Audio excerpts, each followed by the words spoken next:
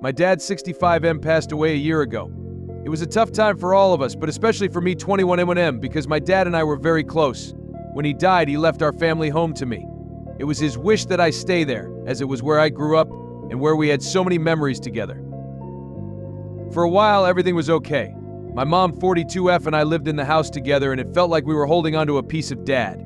However, about 6 months ago, my mom started dating someone new. At first, I was happy for her. She deserved to find happiness again after everything. Steve, 38M, her new boyfriend, seemed nice enough initially. He was charming, attentive, and my mom seemed genuinely happy for the first time since Dad passed. But then things started to change. Steve began spending more and more time at our house. He brought his 2 kids from a previous marriage over all the time. It started small overnight stays that turned into weekend visits. Soon it felt like they were there more often than not. Steve's kids, while polite, had their own way of doing things. They moved my dad's things around, redecorated the living room, and even claimed my childhood bedroom as their own. I felt like an intruder in my own home. Then, the bombshell dropped. One evening, my mom sat me down and told me that she and Steve were getting married. Not only that, but they planned to move into the house permanently. My house, the one Dad left to me. She said that it would be best if I moved out so they could start their new life together without me there. I was in shock. "Mom, this is my home," I pleaded. "Dad left it to me." "I know, sweetheart," she said, her voice full of forced sympathy. "But you're old enough to be on your own now. Steve and I need to start our life together, and it's hard with you here." I tried to reason with her, reminding her that Dad left the house to me, but she didn't care. She said it was for the best, and that I needed to find my own place. It felt like a betrayal. The next few weeks were a whirlwind. I scrambled to find a place to stay and ended up crashing on a friend's couch.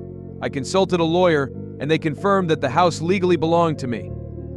However, enforcing that right would mean evicting my own mother and her new family, a step I wasn't ready to take. During this time, I noticed more things disappearing from the house. Items that belonged to my dad, his watch, his favorite books, even some of his old photos were gone. When I confronted my mom, she brushed it off, saying she must have misplaced them. But I knew better. It felt like Steve was erasing all traces of my dad from the house. Then there were the mysterious late-night phone calls. My mom would sneak off to another room to talk, her voice hushed and urgent. I couldn't shake the feeling that something was off. One night I overheard her talking about selling the house. Panic set in. Selling the house meant losing the last connection I had to my dad. I confronted her the next morning. "Mom, are you planning to sell the house?" She hesitated before answering. "Steve thinks it's a good idea. We can use the money to start fresh, maybe even move to a bigger place." "But it's my house," I shouted, anger and frustration boiling over. "We'll find you a new place too," she said dismissively. "You need to move on, just like I have." Feeling utterly betrayed, I decided to take a stand. I moved back into the house, asserting my legal right to be there. Steve and his kids were furious, and my mom was caught in the middle, but I didn't care. This was my home, and I wasn't going to let anyone take it from me. The tension in the house was unbearable. Steve and his kids made life difficult, constantly reminding me that I wasn't welcome. My mom barely spoke to me, and when she did, it was with cold detachment. I felt isolated, but I refused to give in. Then one day I came home to find all my belongings packed up and stacked on the front lawn. A note from Steve was taped to the door. "Time to move on. You're not welcome here anymore." Desperate and out of options, I reached out to my dad's best friend, Uncle Mike, 67M. He was like a second father to me and always had my back. When I told him what happened, he was livid. He came over immediately and helped me move my things back inside. He also brought a copy of my dad's will, which clearly stated that the house was mine and mine alone.